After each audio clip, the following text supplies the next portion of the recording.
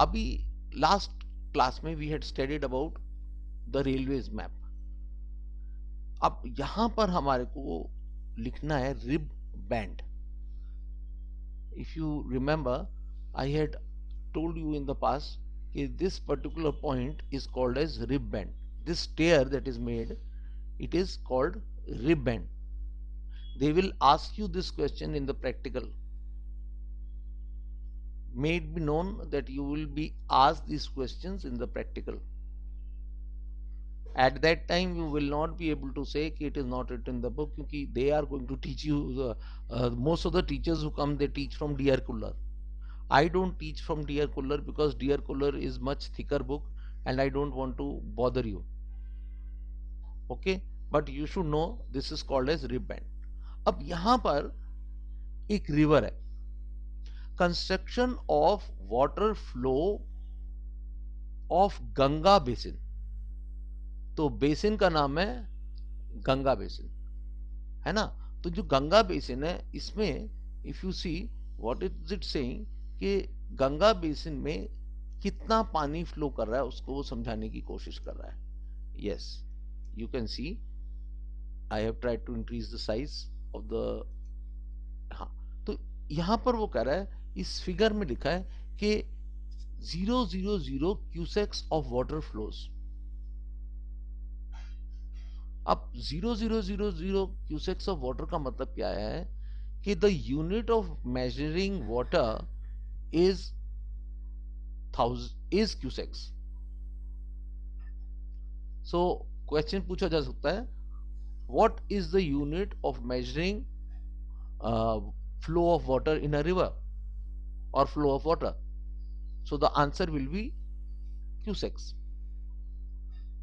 Yes, and अब एक issue सामने आता है, और जो इशू हमारे सामने आता है वो ये आता है कि ये 8, 5, 6, 7, ये 8 नहीं है, ये 8 के साथ 3 जीरो लगे हुए हैं जो यहां पर दिख रहे हैं आपको।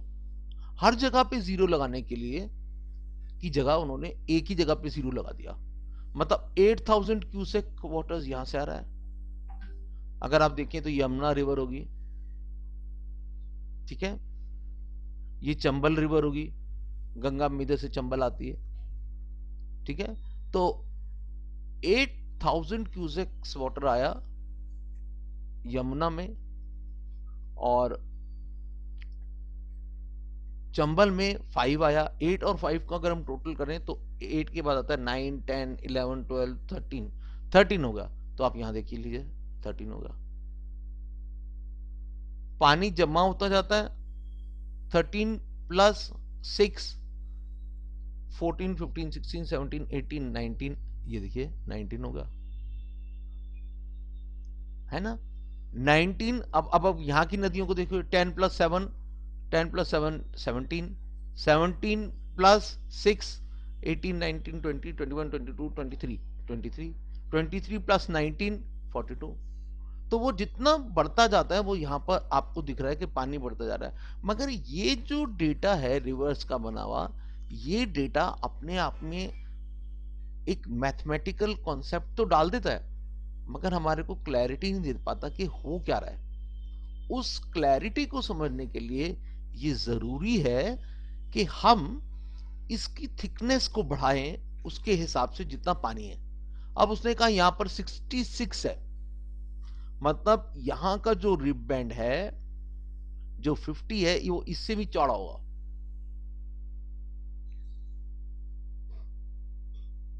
क्योंकि ये 50 से ज्यादा है।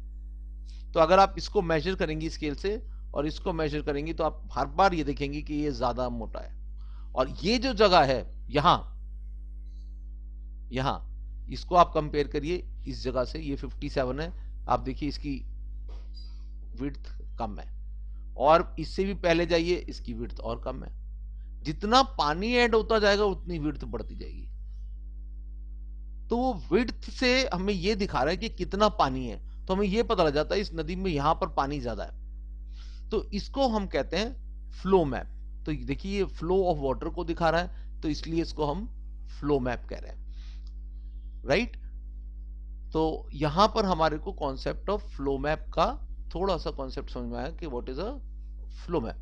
तो इन फ्लो मैप क्या होता है कि जो एक पर्टिकुलर पानी है वो कितना बह रहा है उसको हम रिकॉर्ड कर लेते हैं। थीमेटिक मैप, सबसे पहले थीमेटिक मैप होता क्या है? वो कह रहा है a graph and a diagram that serves the purpose of providing comparison between internal variation within the data of characteristics represented।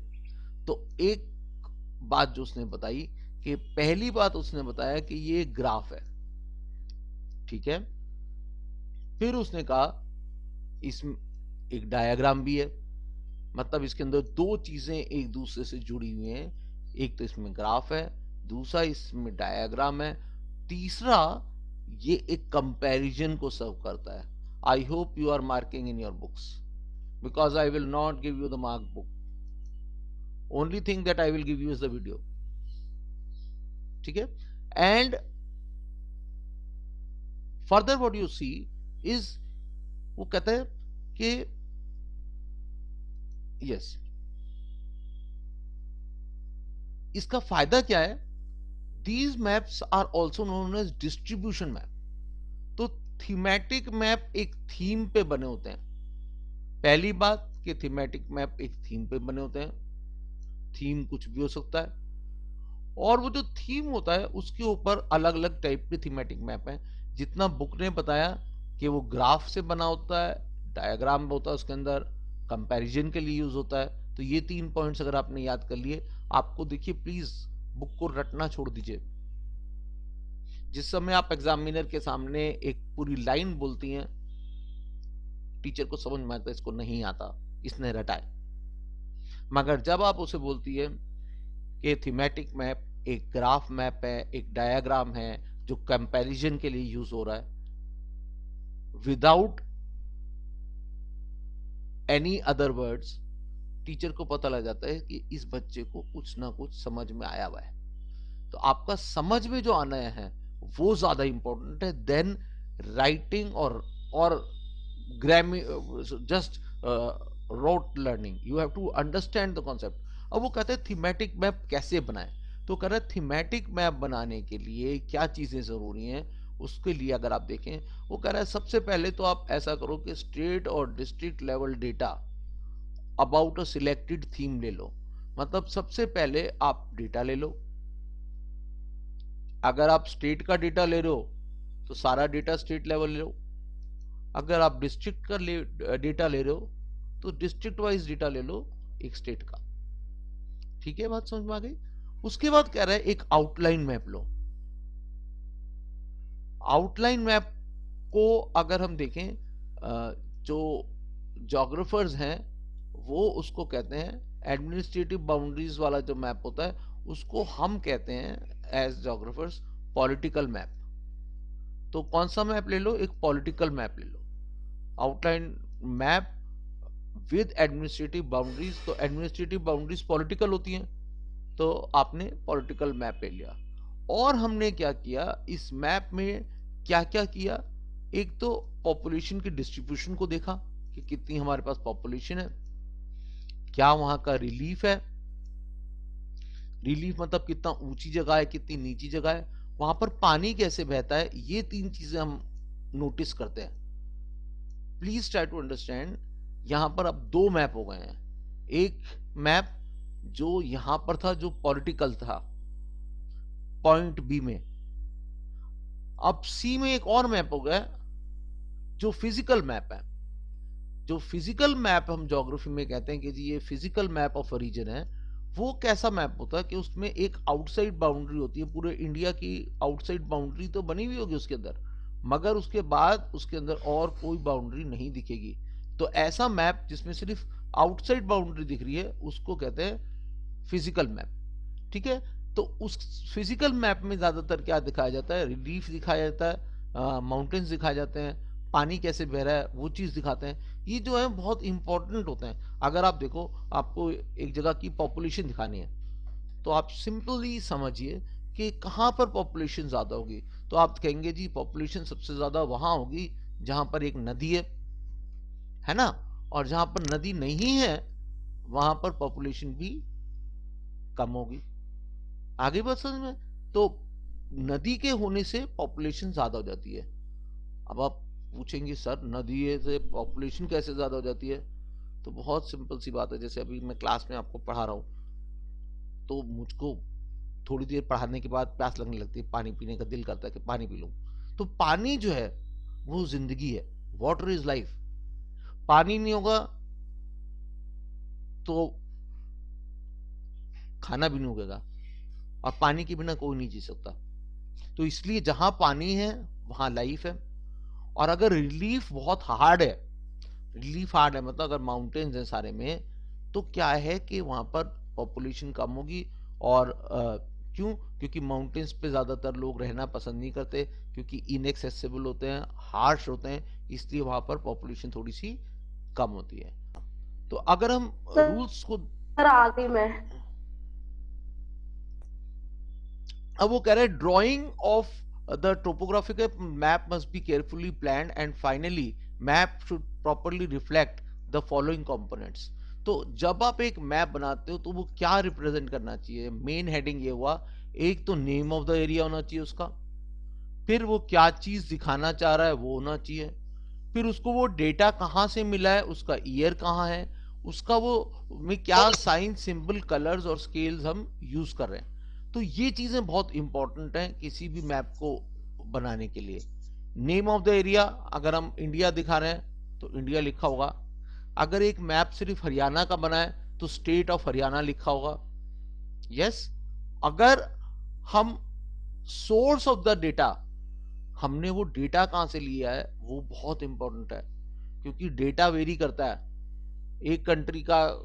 आपने डेटा कौन सी सोर्स से लिया है वो बहुत इंपॉर्टेंट है, क्योंकि सोचो एक जगह से आपने डेटा लिया, आपने ईयर और डेटा लिख दिया, तो जो दूसरा बंदा है वो उसको चेक कर सकता है कि हाँ भाई ये डेटा सही है या नहीं है। नहीं तो वो आपके ऊपर काम पे कहेगा अरे ये तो गलत डेटा है, ये तो हाइपोथेटिकल डेटा है। तो ये चीजें आ सकती हैं। ठीक है। तो indication of sine colour and shades, तो हम कलर्स को बहुत अच्छी तरीके से यूज करते हैं। अगर आपने मैप देखा होगा तो जो वाटर होता है वो ब्लू कलर से दिखाया जाता है ना, हर वक्त ब्लू कलर जो है वो। और एक मैप के अंदर एक स्केल दिखा होता है जो दिखाता है कि उसका क्या साइज है। ठीक है। तो अब हम या तो अभी हमने देखा कि थीमेटिक मैप दो टाइप के हैं, राइट। तो एक थीमेटिक मैप है जिसका नाम है क्वांटिटेटिव मैप, वो क्वांटिटी को दिखाता है। दूसरा थीमेटिक मैप है, so you can draw a arrow from here to this point and say this is a quantitative map. Second arrow you draw from here and say that there is a qualitative map also. तो दो type के map हो सकते हैं, quantitative and qualitative. But उसने क्या कहा, क्योंकि हमारे पास टाइम की लिमिटेशन है, we will only be studying quantitative map, जिसमें क्वांटिटी हो उन्हीं मैप्स को हम स्टडी करेंगे। और उसने कहा हमारे पास 3 मैप्स हैं जिनको हम स्टडी करेंगे, और वो जो मैप्स हैं वो यहाँ पर उसने दिखाए हैं। सबसे पहले उसने कहा एक मैप होता है जो आपको डॉट बाय डॉट डेटा दिखाता है। तो उस वाले मैप में क्या होता है कि जितने डॉट्स होते हैं उतनी पॉपुलेशन को दिखा दिया जाता है।